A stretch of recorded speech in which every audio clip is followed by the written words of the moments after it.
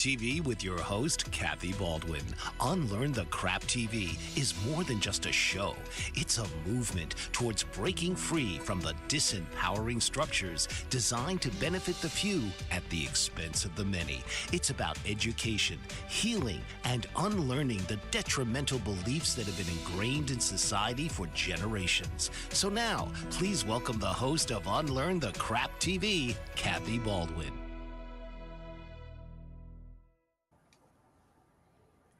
Hello, welcome to another episode of Unlearn the Crap TV. I was told when I was growing up that what happened at home stayed at home, and that what I learned about sex and anything else had to come from my school. And so I was taught about the female reproductive system. I was taught about my menstrual cycle, and that was about all. The rest of what I learned from trial and error. Now, when you add that to somebody who was raised as a good girl, and that meant that we didn't know what boundaries were and didn't know how to say no, and didn't know that there was such a thing as being able to declare your own sexuality and your own voice, that leads you down a lot of dangerous rabbit paths. I am so excited that we are going to pull back the veil of the lies and the secrets, and we are going to have a honest, raw conversation about sex and the crap we were taught and how all of that can lead to a total self-discovery. I have two amazing people that are joining us. Mark and Lynetta, can you come on and join me? Absolutely. Thanks for having us. Thank you for having us. I can't tell you how excited I am that you're here. We are too. And Kathy, just so you know, you can't even believe what we did in the last few hours. Yeah. So much has come up for us on this topic since we spoke to you a couple of weeks ago. Mm-hmm. So there are eons worth of stuff we can talk about. Yeah. Okay, well, on that very note, I am not going to waste any time with any excess words. I want us to get into this conversation because we have so much to talk about. Now, let's tell the viewers that we all agreed that there were no holds barred. We were going to say it as it is. So this might be a viewer discretion episode. And if you are sensitive about discussing real topics, no, we might be hitting a few trigger buttons. Yeah. Yes. Yeah. A lot of trigger buttons. Yeah. So, Mark and Lynetta, will you introduce yourselves to everyone who's watching and why I'm so excited about this conversation? You start? Okay. Okay. So we're Mark and Lynetta. We just celebrated our 10th wedding anniversary. And we've spent a lifetime in several different domains. One is trying to get relationships to work and really have that ultimate relationship, which is really all the stuff you've dreamt about and may not have believed was truly possible. That we did manifest. And we spent a lot of time, unfortunately, practicing on other people. Sorry to our former partners. And decades worth of transformational work, healing work, you name it, to get to this stage. So that's one part of who we are.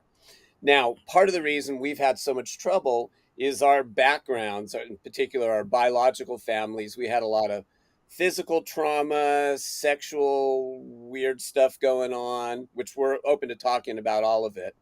And we also share a background in turning initially to religion and trying to get Western religion to work for both of us. Spent 25, 30 years being good religious subjects in our respective religions.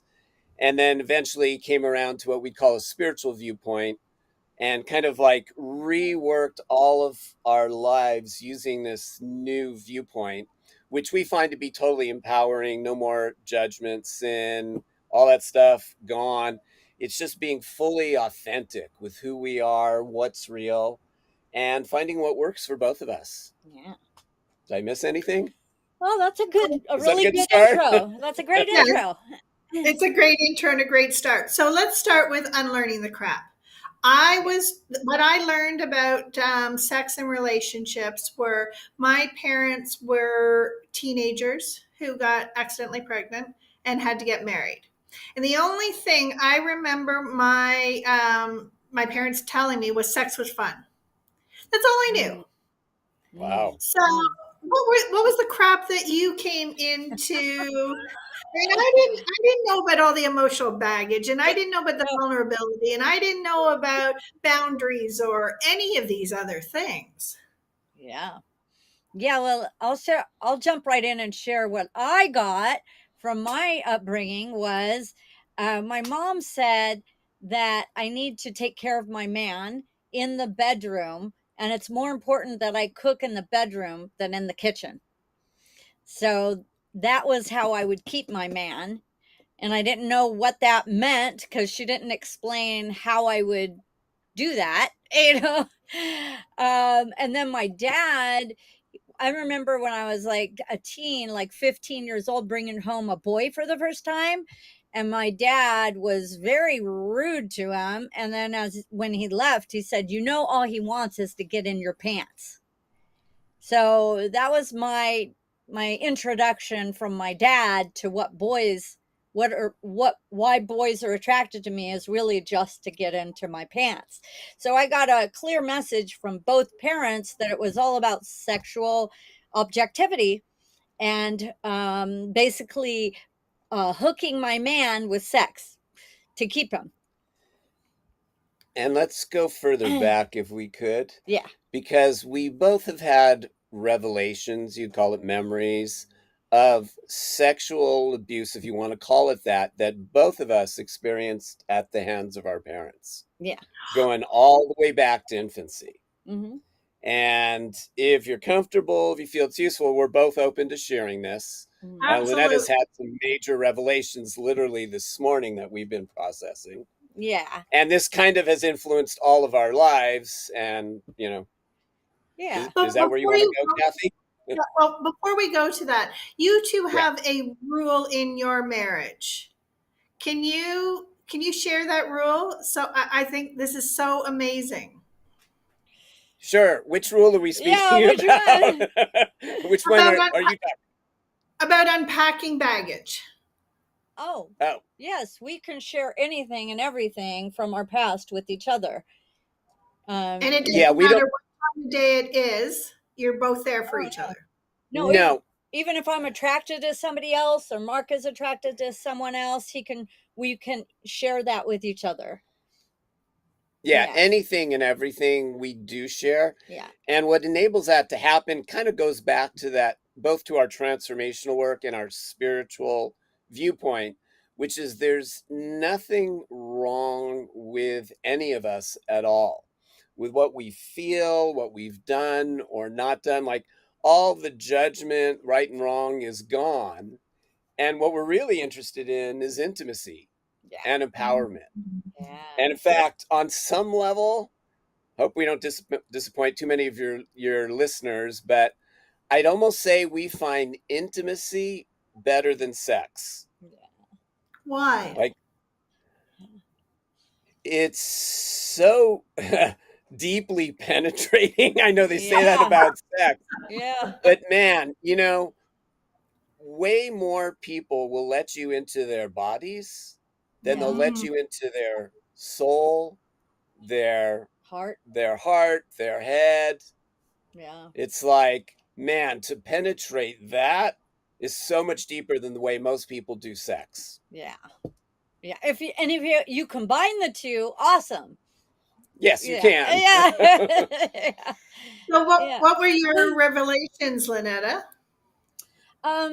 Well, I just recently spent a week with my mom, and we had been distanced by religion for years, for like 25 years, barely speaking to each other because of that strict religion. And they put restrictions on it, like I'm shunned. So I can't even speak to my mom. But recently they have made some changes and they lifted that and they're more lenient about it. So now my mom came back into my world all of a sudden. So I spent like a week on the phone with her every day talking. And then we went to where she lives and spent a week with her. And basically, it was all about listening to her and getting into her world, because she doesn't ask me questions about my world. So, so it's a one-way relationship, but I was willing to do that. And what I found was all of the energetic hooks that we used to have they were back in me again. Like, but I invited them in because I missed her and wanted to re-engage, and especially she's like 75 and she doesn't look well, and she's had lots of strokes, many strokes. So I'm like, she's not going to last much longer. I would like to spend as much time as I can with her. But what I found while I was doing that, I wasn't eating well. I wasn't sleeping very well. I wasn't taking care of myself. And I was just giving, being present and giving her all my attention and giving her gifts and, taking good care of her. And I got drained by the end of the week. And I also found that I could literally energetically feel her in the middle between me and Mark in bed, even this morning. And I'm like, oh, there's some energetic hooks in here. And I could see these fish hooks inside my body. And I let them all drop to the ground. And some of those have a sexual energy to them, because when my mom was a little girl, she was sexually touched by her older brother whenever she cried. Even as a baby, a toddler, he would comfort her by touching her, and she would quiet down. And that was the way he took care of the younger. There were 11 children. He took care of the younger girls that way. So she was activated very young. And I got that she had never treated it. She had never gotten help for that. And she still carried that energetic pattern. And so when she was taking care of me, that got passed down to me. And there was this enmeshment that we got together where it was like it feels like we're almost one person, and trying to get away from her is like, she said she even had dreams trying to get away from me, and it feels like there's glue or taffy between us, and she can't get away. And so both of us have this knowing that there's this energetic pattern, and it's got sexual stuff mixed in there. I mean, it was something that, both of us she described as feeling good to her, and it felt good to me. In fact, I remember getting older, like around 5, and asking her to do that for me. And I knew better. I was like old enough to know I shouldn't be asking for this. And I now, as an adult, I look back, I'm like, why did I ask for it? Because I used to get that attention from her, that kind of touch. So, and it was just to comfort me. That was the purpose. And it comforted me, but it activated me as at a young age. And it also got me to have this attachment to my mom that involved a sexual form. So I read this book on Silently Seduced one time, and I could check off every box in there. And it's emotional incest, where your parent treats you like a partner, more like a partner than a child. And that describes our relationship. So if a man comes into my life, she treats him like I'm leaving her, and I'm going to my man and abandoning her. So it feels like a breakup with her.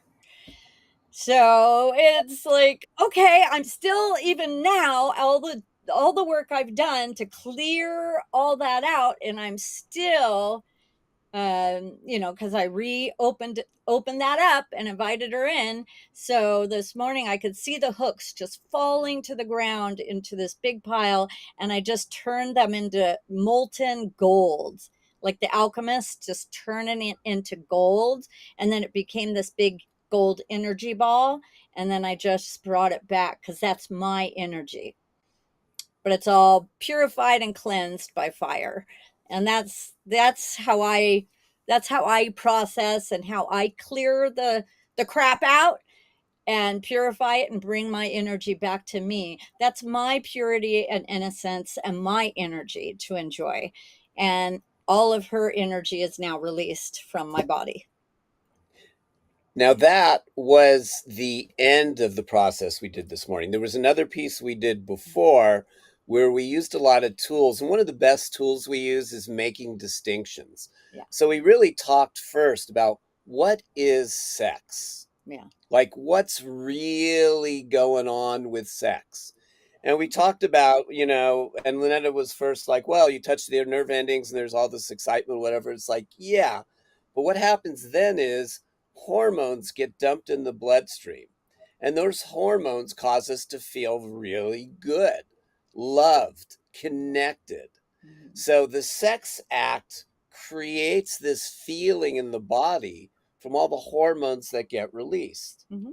And there's nothing wrong with that, but that attachment creates a link between two people, which is why, some people say, be careful about sex. Yeah.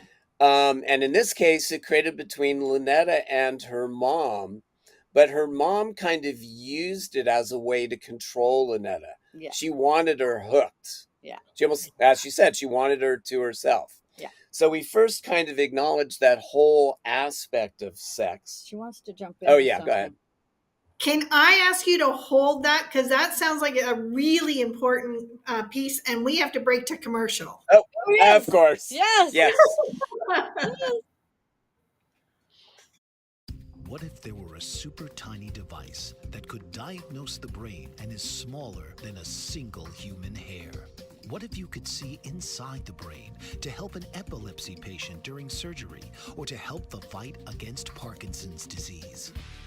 Dr. Patricia Broderick is proud to announce the Broderick Probe, a biomedical and electronic breakthrough. Imagine a probe to help with the understanding and potential cure of brain-related diseases. To learn more, listen live to the Easy Sense radio show with host Dr. Broderick, Wednesdays 7 p.m. Eastern on the Bold Brave Media Network and TuneIn Radio. And to help support the Broderick Foundation, please go to EasySense.com and learn how, with your help, we can fight these horrific brain disorders. That's EasySense.com to learn more and help support the Broderick Foundation.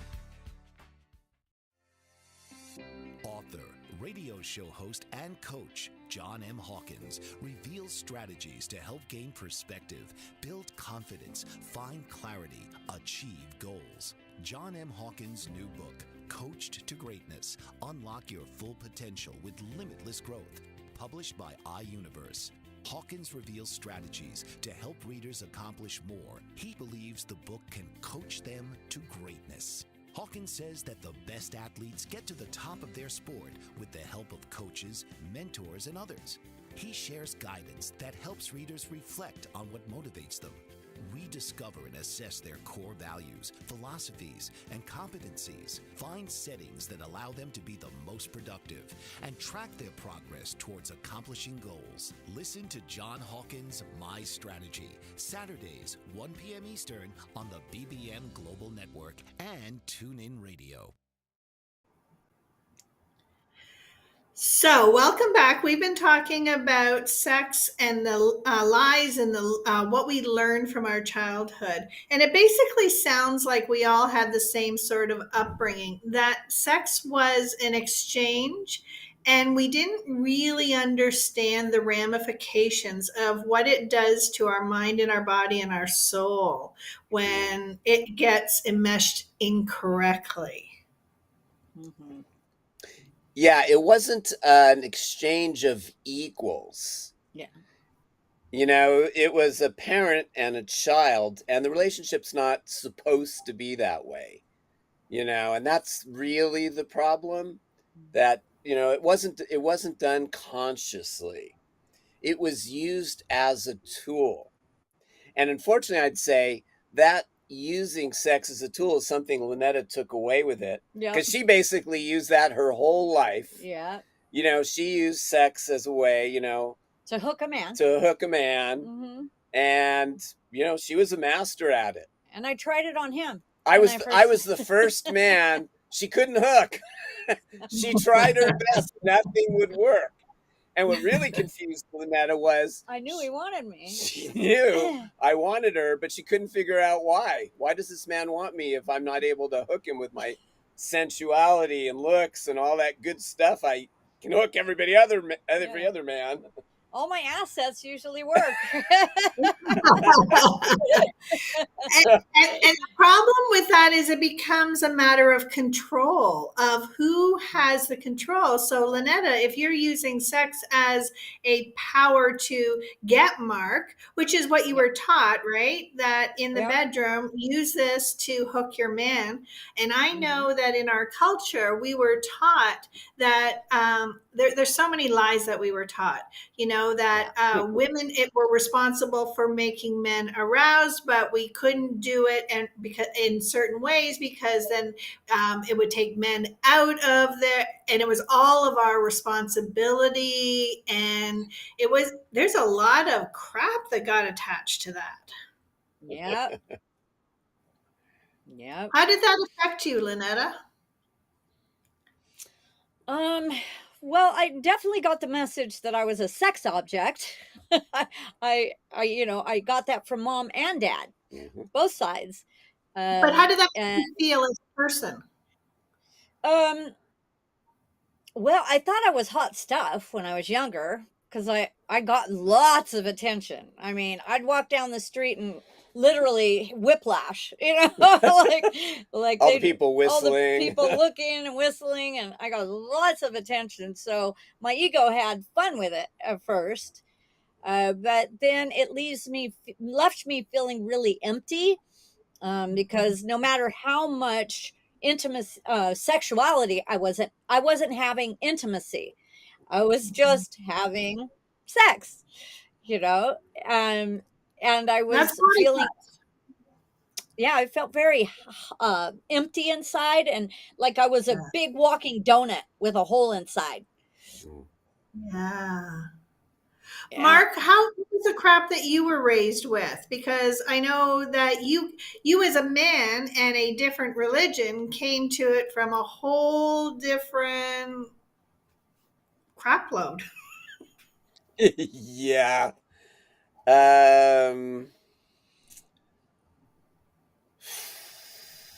Well, my way of being was kind of a reaction against my dad.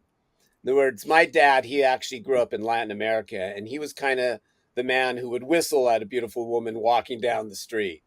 And I didn't like a lot of stuff about my dad, so I kind of reacted against that totally. So I didn't want to, be overtly, hitting on women or commenting about women. And I was very subdued internally. And not very empowered for a lot of my earlier life. And in fact, as far as regarding sexuality, my family was not religious, but I got into it from college on. Actually spent 8 years studying, got ordained as a rabbi. And the teachings I learned from that were all about honoring the woman and not using her as a sex object. In fact, there was a teaching in Judaism that a man had to satisfy the sexual desires of a woman, not the other way around at all. So it's all about honoring the woman, making sure her needs are taken care of. And I actually liked a lot of those teachings. But all this kept me not involved sexually with women until, I played around a little bit, but actually not until I got married to my first wife when I was like 31 was literally the first time I had intercourse. Wow. Yeah. So I kind of had almost the exact opposite path of Lynetta. Well, she was diving into every kind of worldly delight, sex being just one of them. I was withdrawing from everything because I thought, quote, that's what God wanted me to do from the religious training I had. So all three of us ended up with the message that sex was about the other person. It was Yeah. never about coming to self and finding our own sexuality and our own inner power, because our sexual energy is one of our powerful energies. You were talking about hormones and the chemicals that it releases in our body. Yeah. Yeah, and the energetic releases like the Kundalini chakras, like this whole energetic system, having energetic orgasms, not even necessarily connected to sex. Like there's, yeah, a lot of aspects to it. Yeah. Energetic Yeah. orgasm. I'm sure that's Yeah. something that most people have never heard of. Would you explain that? Sure. Well, I, as my wife would like to say, am a touch hoe. So physical touch is definitely one of my love languages. I did receive some nice non-sexual touch from my mom. So I really do appreciate that. So Lynetta could just like, rub my body, and if I let myself receive it, I'll literally get a shudder in my body, which you could call a mini orgasm, or a kriya is one of the words they use in Eastern, Yeah. and yeah. So it's like I can experience that even if it's not overtly sexual. But there's really like you could call it a surrendering or an opening to love. Like over the years, we all have our guards around our heart, so to speak. Mm-hmm. And for those of us who have those, it's almost like we have to consciously open to receive. So sometimes, like Lynetta's just rubbing me, and I'll just open and I'll start to experience that. And it's almost like a fear to open up to that much love. And then, because it's only for a moment, then I think I shut it down, because some people can experience this for minutes at a time or longer. Mm-hmm. So it's like a process of really opening up to receiving love. But in order to do that, of course, you have to have all your consent, your yes, your no, your desires. You have to be with somebody conscious. Like there's a lot that goes on to get to that place where you can do that. Mm-hmm. But we've had 10 years together now, so we're there. Yeah. Yeah, this is something we've wanted to experience with each other for years. Mark's like, I want to experience an energetic, having an energetic orgasmic moment with you. And so we've had those experiences where it felt like our bodies were translucent and we just like merged Energetic, energetically. yeah. And we were like, whoa, what just happened? And it's like, it feels expansive and the whole body just Just goes, disappears, almost oh, like in a plant medicine journey, like the body's gone. So yeah, we had that not on plant medicine. yeah. And it's almost like we're kind of shooting for this combination of literally combining everything: our physical bodies, our heart, our minds, our soul, our energy. It's like we want to know, where can we get to? What can we create? And we're still in the inquiry. Awesome. So I need to ask you, obviously, you both have to be open. How do you get to that process of open and vulnerability and allowing to receive? Well, first thing Mark and I do is we don't make each other wrong for anything. So if you have a bunch of judgments about what's good, bad, right or wrong, or How people are how supposed to be. and then you're judging each other, you can't be, you can't be totally open and share all of yourself. I remember keeping parts of myself secret in a compartment chamber in my heart, that I locked the door and I kept the key hidden, and I wasn't going to share any of that with my partner. If there's any of those doors internally closed off to each other, you're not going to be able to experience the full intimate connection that you can have energetically when those doors are closed internally. So when I first met Mark, amazing experience I had when he first looked right into my eyes. Every door inside of me opened, even the ones I usually kept locked from myself, opened up wide, and I'm like, what's happening? Oh, he can be with all of me. And I knew it from the moment I looked in his eyes. He could be with all of it. Even the problem areas she couldn't be with. Yes. Yeah. Wow. So you were able to create a safe place for Lynetta to allow to receive. Yeah. Yeah. Yeah. So there's two parts to this, really. You got 30 seconds, though. Yeah. So it's getting to not have any preconceptions about your partner and how they should be. That has to go. You have to let go of any idea they're wrong in any way. But even more important is you have to let go of the idea that you're wrong in any way, because we all think we've done some terrible stuff. And that has to be let go of also, because then you get two people who can look into each other's eyes and all doors open. And it's like, whoa. Yeah. Wow, that sounds amazingly powerful. So on that note, I've got so many questions that I can't wait for us to dive into when we come back. Yes, thanks. Did you know that your beliefs create your entire reality, but it's the subconscious beliefs that do most of the creating?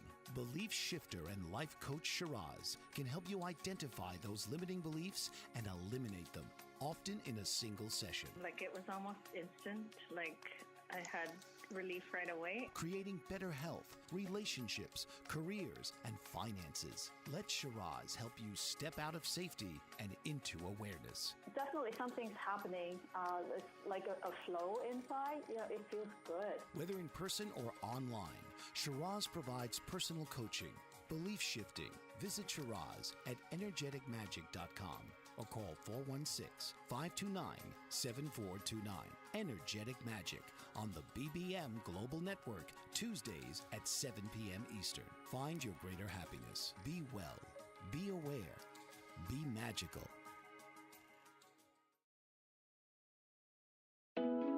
Are you struggling to care for elderly parents or a spouse? Do you wonder if being a caregiver is making you sick?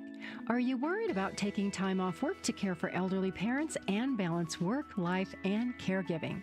Has caregiving become exhausting and emotionally draining? Are you an aging adult who wants to remain independent, but you're not sure how? I'm Pamela D. Wilson. Join me for the Caring Generation radio show for caregivers and aging adults, Wednesday evenings, 6 Pacific, 7 Mountain, 8 Central, and 9 Eastern, where I answer these questions and share tips for managing stress, family relationships, health, well-being, and more. Podcasts and transcripts of the Caring Generation are on my website, PamelaDWilson.com, plus my caregiving library, online caregiver support programs, and programs for corporations interested in supporting working caregivers. Help, hope, and support for caregivers is here on the Caring Generation and PamelaDWilson.com.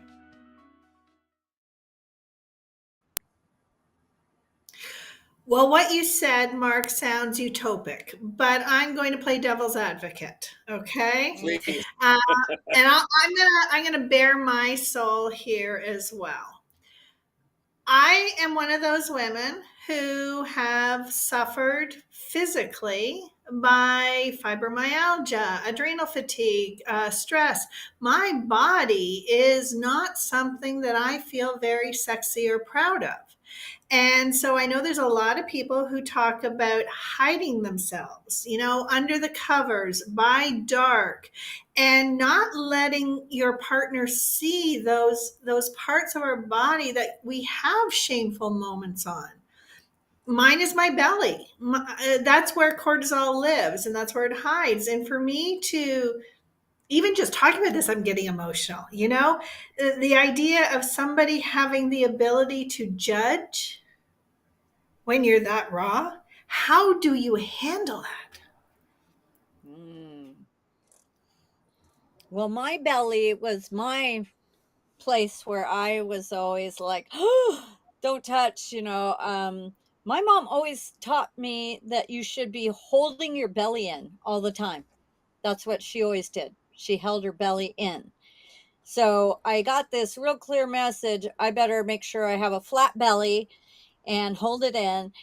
And so when Mark would go to, and your dad also, yeah, his oh message. yeah, oh yeah, he would say if my mom gained weight that, that she was letting go of herself. So, and my dad would treat me different if I was overweight and Hmm. when I lost weight. So all of us girls got a clear message that we had to really watch that. So when Mark would touch my belly, I would like hold it in and hope that he would move away from that area as quick as possible. But She was horrified. I mean, truly horrified. Because one of the things I like to do, I happen to like flesh on a woman. I don't like a thin body. So I would like grab a hunk of flesh and just kind of like grab a hunk and sink in and like, oh, nice. Like, oh. And on my belly. I'd be really enjoying it. And Lynetta was like, oh my God, it's almost like I'm sticking a knife in her gut. Yeah. That's the way she felt about it at the same time. Yeah. So opposite. Yeah. So how 'Cause I did didn't- that dichotomy work in your relationship? If Lynetta, you're trying to hide, and Mark, you're trying to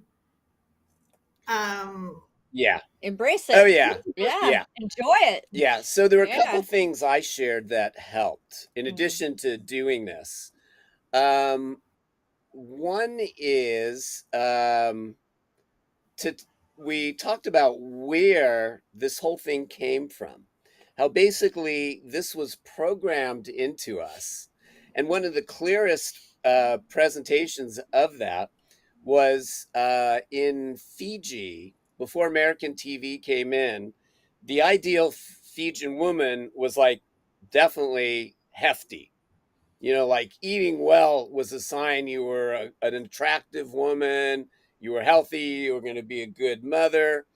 So there were not thin, women by American standards in Fiji. In fact, if somebody said to you, "You look awfully thin," that was an insult, almost like you must be sick or on your deathbed.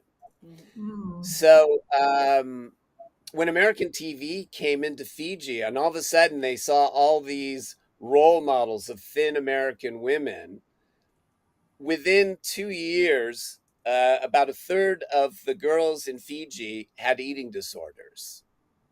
Like from what they saw on TV, it totally flipped their cultural ideal of being hefty, including having a good sized belly, to, oh, can't have any fat, bad thing. And then just all this huge negative focus on eating.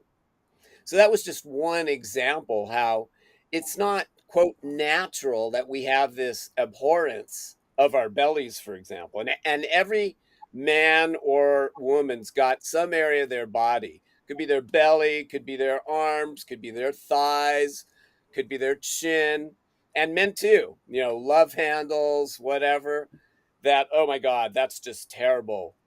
And it's even looked at like it's a sign of failure or weakness, like, oh my God, you don't have enough self-control to not overeat, so you've got a big belly or thighs or whatever.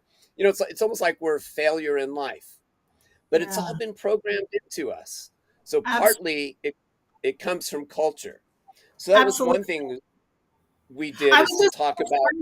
Yeah, I was just going to say that our central nervous system, when it is activated and we are in stress, our body thinks it's fighting for its life and it stores fat to keep us alive. So here we are living in a stress culture where our body is trying to protect us and keep us alive, and it's adding all of this extra weight. And yet we're being shamed for it. And shame is the lowest vibration emotion there is. That creates more stress, which creates more weight. And now we're in this mess. Yeah. Yeah. So one thing was to look at what's really the origin of the whole beauty story. Where did that come from? So to get that, we've basically been programmed into it. That was one thing that I think helped Lynetta some. Second thing was, and this will sound really bizarre, but if you go into the world of pornography, you will find every type of pornography. You will find women with huge bellies that are desired by some men. You will find women with almost emaciated bodies that are desired by some men. So it's like there is literally every type of porn under the sun, which just goes to show you there is no quote ideal body like you see on, the ads or on TV or in the movies. Yeah, for some men, but for other men, absolutely not. So I just said to Lynetta, I get it. Some, men want that kind of body, but not me. As I said, I love to have some flesh on a woman. For me, it's sensuous. It's almost like you see these belly dancers who tend to have really big bodies. And man, they are so comfortable in their bodies. Mhm. In fact, those curves, not only not trying to hide it, they're trying to use it. Yeah. In fact, Lynetta, that was one of the things I think helped you also, is Oh yeah, seeing. belly dancers and how they walk in like goddesses and they own the room and they take those bellies and they shimmer them and they're proud of them and they put them on display in a sensual playful dance that's just yummy, you know. Could you So that imagine helped. if you could live a life of a sexual, playful, yummy dance of life? We Yes, do. yes, we do that. Yeah, We're doing that every day. yeah, Well, yeah. I'm going to want to know all the secrets to your happy marriage, but we're going to do that after this. I want to stay on this topic of shame and sex and the crap that it takes us down the wrong path. I know for me, I had a lot of trauma because as a good girl, I would not know how to say, I'm not comfortable, I want to leave. And so I would be in these situations where men would take that as permission, or be in the workplace where I remember one time during a work event where somebody who was high up in the company says to me, can we go out in the parking lot and you take your top off so I can massage your breasts? I'm a married man, I don't want to have sex, I just want to feel your breasts. And I thought, like, it had turned me into this object, this thing that the world had the right to have these expectations of what I would and could do and what I was expected to do. How did it show up for Yeah. you? Hmm. I just assumed that if a man, to really get a man to fall in love with me, I had to have sex with him. So I was very free to offer my body. And I mistook that when we had sex that they really cared about me and that meant, oh, they must love me. I was mixing up that desire and thinking it was love, and I was so like disillusioned when I found out they didn't care and they didn't want to talk to me again. I would be like, whoa, what? I couldn't understand it. I thought when you bond sexually that means something, but it didn't. And it's because it flew against what my mom said. If you throw your sexuality out there, then you'll hook a man. Well, it didn't, you know. So I was like, well, wait a minute, this is all I knew. And I thought that's what women were doing, like even from when you're standing in the aisle as a child and you see all of the magazines and all the women are models that are showing off very as much as they can. What do you think that is? That's teaching us little girls, like, that's what you do as a woman to attract a man, is display your body. So it sent me a very clear message, and it wasn't at all. Now with Mark, he's actually the first man I'm learning this with, and I met him 11 years ago. I'm now going to be 59, and I'm just now learning about what real love is. I mean, before I met him, I decided I had to wipe the slate clean on what sex and love was, because I didn't know anything about either one, and I needed to go learn about it. So I went to workshops about it, and that's where I met Mark. Yep. And Mark, you were looking for the same sort of thing? Real love, not just physical connection? Yeah, well, physical connection was not really my thing. In fact, my first wife was morbidly obese when I met her, and I understood her to be really loving. And on a lot of levels, she was. And I just thought that whatever was behind the obesity would get taken care of eventually. But over time, it didn't. And then things got worse, and she moved into hoarding and then blaming me for her unhappiness.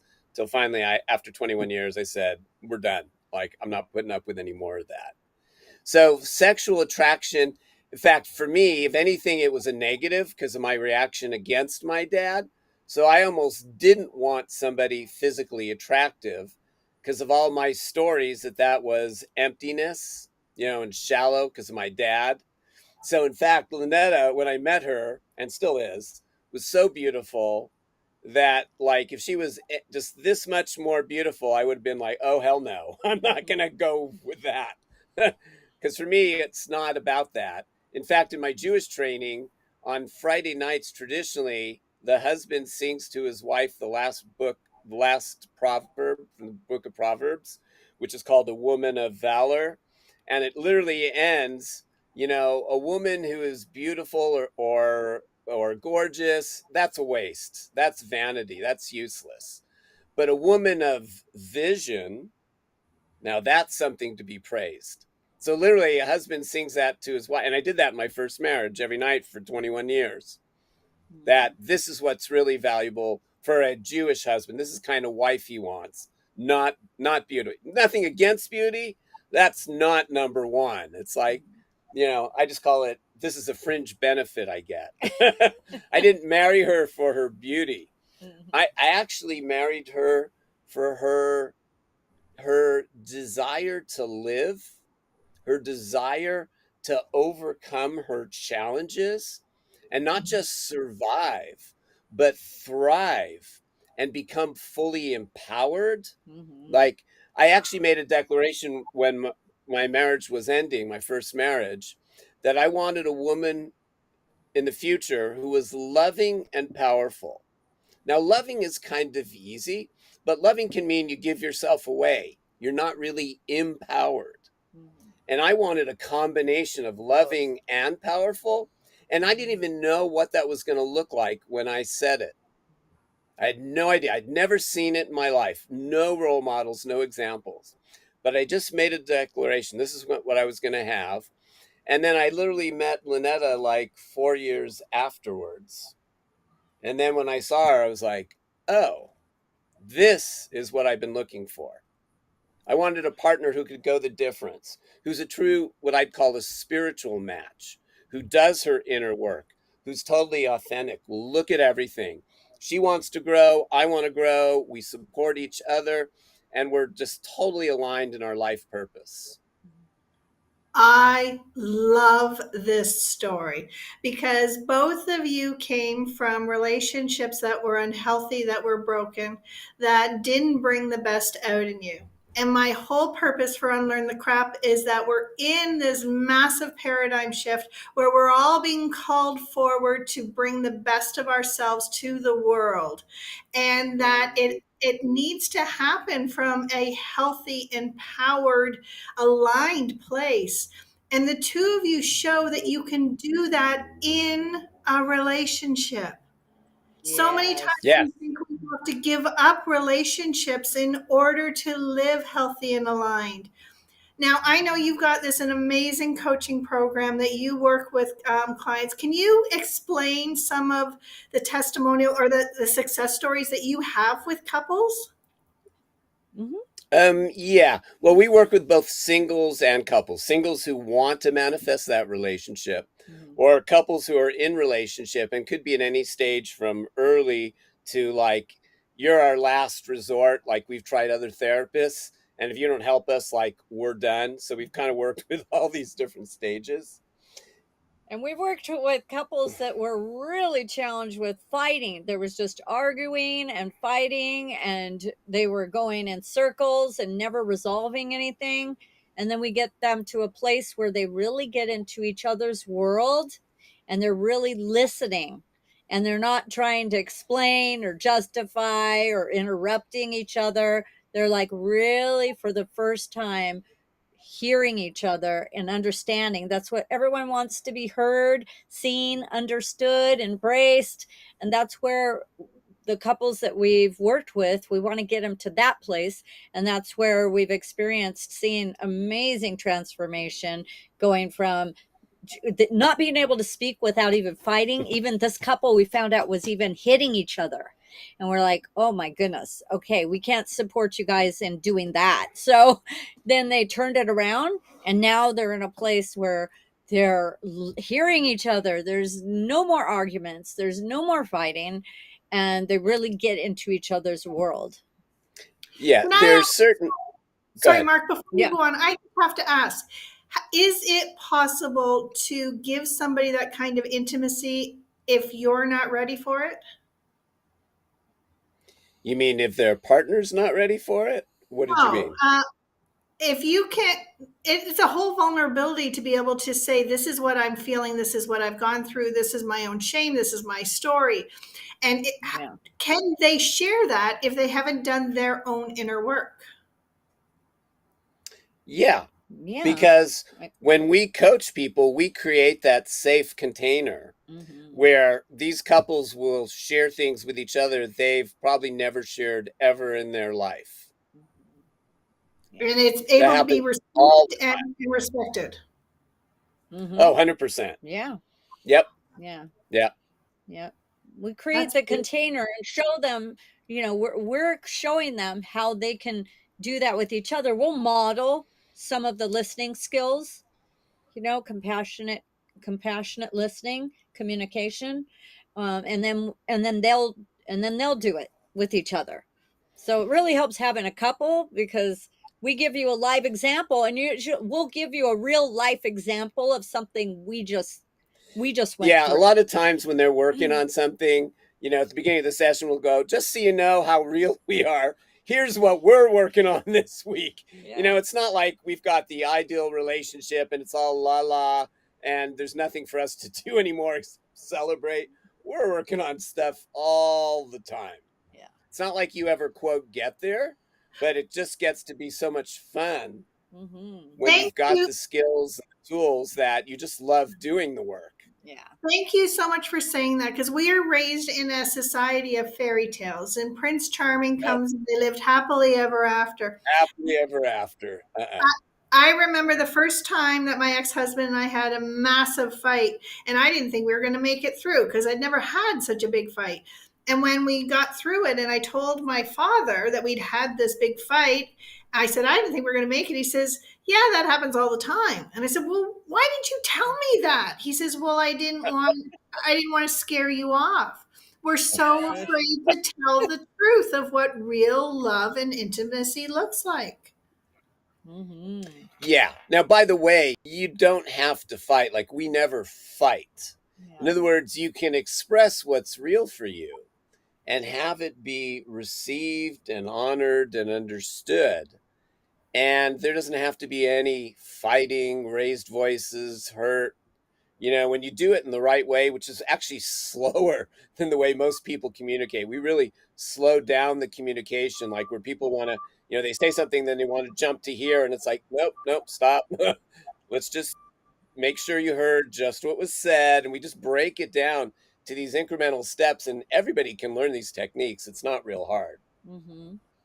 Yeah. So couples who are struggling, or people who are struggling, and they want more love, they want more intimacy because they're being called to rise up to be their best self.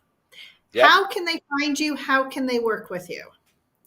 So our website is thesoulmatecoaches.com. So they can go to the website. You can also find us on Facebook under the same name, The Soulmate Coaches. And we also have a private group on Facebook, Spiritual Relationship Mastery, that they can join. And that's a place where people can share what's going on, share tips with each other, and support each other. And even singles are there too, and maybe might even find a match there, because that's the kind of people we're attracting. Yeah. And that's kind of like a place to get started. We offer a free 20-minute consultation if somebody just wants to talk, say, hey, here's what I have going on in my life. Do you guys think you have something that could help, me and my husband or whatever? And a lot of times it's often, unfortunately, the woman who tends to be a little more advanced in these matters, maybe a little further spiritually developed, and maybe the man's not further along, but we can start there and still see what can be done. Yeah, even if he's not ready yet, she can, have a chat with us and see where we can go, and where he may notice some changes in her and go, what's up? What's going on? What's going I noticed on? something different about you. Yeah. And then he'll be like, oh, you've been seeing somebody, have you? Huh. And then we've helped some singles who have been in a relationship split up, end up splitting up because they're really not a match. And then we'll help them manifest their match. And they show up pretty quick. Really quickly. Yeah. Yeah. Wow. That is so hopeful, especially when my belief is that we are truly in a shift, in a paradigm shift, where we are all being called to heal our past, cut the ties from disempowerment, step into our authentic, most strong, gorgeous selves, and bring our authentic beauty. And the two of you are such an amazing example of no shame, no judgment, and just love and acceptance.